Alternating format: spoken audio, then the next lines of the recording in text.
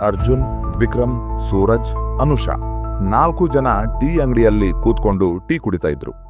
ಹಳ್ಳಿ ಜನರ ಮಾತು, ಮಕ್ಕಳ ಓಡಾಟ ಎಲ್ಲವೂ ನಾರ್ಮಲ್ ಆಗಿತ್ತು. ಆದರೆ ಅವ್ರ ಮೈಂಡಲ್ಲಿ ಒಂದೇ ವಿಚಾರ ತಿರುಗ್ತಾ ಇತ್ತು.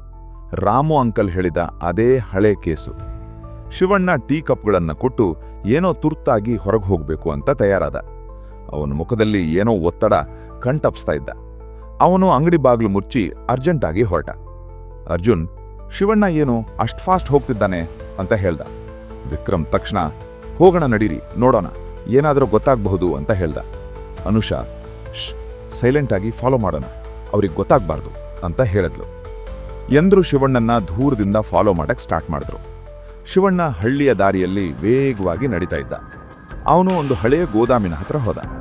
ಅರ್ಜುನ್, ವಿಕ್ರಮ್, ಸೂರಜ್, ಅನುಷಾ ಎಲ್ಲರೂ ಕೂಡ ಅಲ್ಲಿಗೆ ಫಾಲೋ ಮಾಡ್ತಾ ಬಂದು ದೂರದಲ್ಲೇ ನಿಂತ್ಕೊಂಡ್ರು. ಅವನು ಗೋದಾಮಿನೊಳಗೆ ನುಗ್ಗದ. ಒಳಗಡೆ ಏನ್ ನಡೀತಿರಬಹುದು ಅಂತ ಕುತೂಹಲದಿಂದ ಎಲ್ಲರೂ ಅಲ್ಲೇ ಸೈಡಲ್ಲಿದ್ದ ಗೋದಾಮಿನ ಕಿಟಕಿಲಿ ಕಣ್ಣು ಹಾಯಿಸಿ ನೋಡಿದ್ರು. ಶಿವಣ್ಣ ಊರಿನ ಸರ್ಪಂಚ್ ಗೋಪಾಲ್ ಹತ್ರ ಏನೋ ಮಾತಾಡ್ಕೊಂಡು ಅಲ್ಲಿಂದ ಮತ್ತೆಲ್ಲೋ ಹೊರಟ. ಎಲ್ಲರೂ ಮತ್ತೆ ಅವನನ್ನು ಹಿಂಬಾಲಿಸಿದ್ರು. ಶಿವಣ್ಣ ಅಲ್ಲಿಂದ ಊರಿನ ತೋಟದ ಮನೆಗೆ ಬಂದ. ಯಾರಾದರೂ ನನ್ನನ್ನು ಫಾಲೋ ಮಾಡ್ತಿದ್ದಾರಾ ಅಂತ ಒಂದ್ಸಾರಿ ಸುತ್ತಲೂ ನೋಡಿ ಒಳಗಡೆ ಹೋದ. ಒಳಗಡೆ ಹಳೆ ಪೆಟ್ಟಿಗೆಗಳು, ಏನೋ ಒಂದಿಷ್ಟು ದಾಖಲೆಗಳು ಇದ್ವು. ಶಿವಣ್ಣ ಪೆಟ್ಟಿಗೆ ಒಳಗಿಂದ ಹಳೆ ದಾಖಲೆಗಳನ್ನು ತೆಗೆದು ಅವನ್ನ ಮರೆ ಮಾಡೋಕೆ ಪ್ರಯತ್ನಿಸ್ತಾ ಇದ್ದ. ಸಡನ್ನಾಗಿ ಅರ್ಜುನ್, ಶಿವಣ್ಣ, ನೀನಿಲ್ಲೇನು ಮಾಡ್ತಿದ್ದೀಯಾ ಅಂತ ಕೇಳ್ದ. ಶಿವಣ್ಣ ತಕ್ಷಣ ಗಾಬರಿಯಾಗಿ, ನೀವು ಇಲ್ಲಿಗೆ ಹೇಗೆ ಬಂದ್ರಿ ಅಂತ ತಡಬಡಿಸ್ತಾ ಕೇಳಿದ. ಅನುಷಾ, ನಾವು ನಿಮ್ಮನ್ನ ಫಾಲೋ ಮಾಡ್ಕೊಂಡು ಬಂದ್ವಿ, ನಿಜ ಹೇಳಿ ಏನಿದು ಅಂತ ಗಟ್ಟಿ ಧ್ವನಿಯಿಂದ ಕೇಳಿದ್ಲು.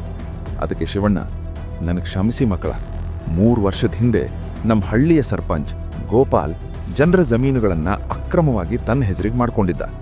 ಅದನ್ನು ಆ ಹುಡುಗ ರಮೇಶ್ ನೋಡಿದ್ದ.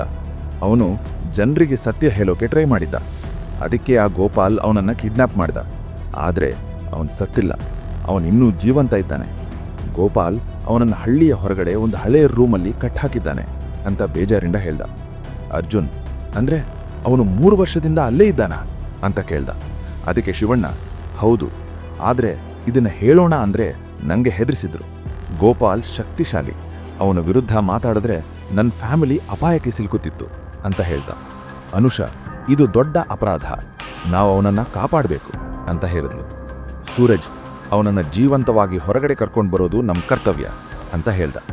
ಅವರು ತಕ್ಷಣ ರಾಮು ಅಂಕಲ್ನ ಭೇಟಿಯಾಗಬೇಕು ಅಂತ ನಿರ್ಧರಿಸಿದ್ರು. ಎಲ್ಲ ಅಲ್ಲಿಂದ ಸೀದಾ ಪೊಲೀಸ್ ಸ್ಟೇಷನ್ ಕಡೆ ಹೊರಟರು.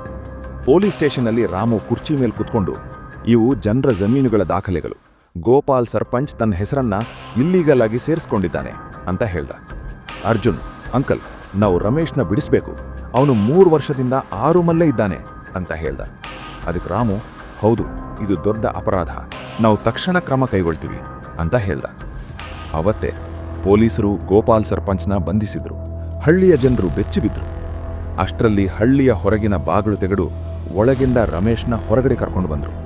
ಇಷ್ಟೆಲ್ಲಕ್ಕೆ ಸಹಾಯ ಮಾಡಿದ ಅರ್ಜುನ್, ವಿಕ್ರಮ್, ಸೂರಜ್, ಅನುಷಾ ಎಲ್ಲರನ್ನೂ ಊರಿನ ಜನರು ಜೈಕಾರ ಹಾಕಿದ್ರು. ರಾಮು 4 ಜನಕ್ಕೆ ಸರ್ಕಾರದ ಕಡೆಯಿಂದ ಬಹುಮಾನ ಕೊಡೋದಾಗಿ ಹೇಳಿದರು. ಅದಕ್ಕೆ 4 ಜನ ತುಂಬಾ ಸಂತೋಷಪಟ್ಟರು.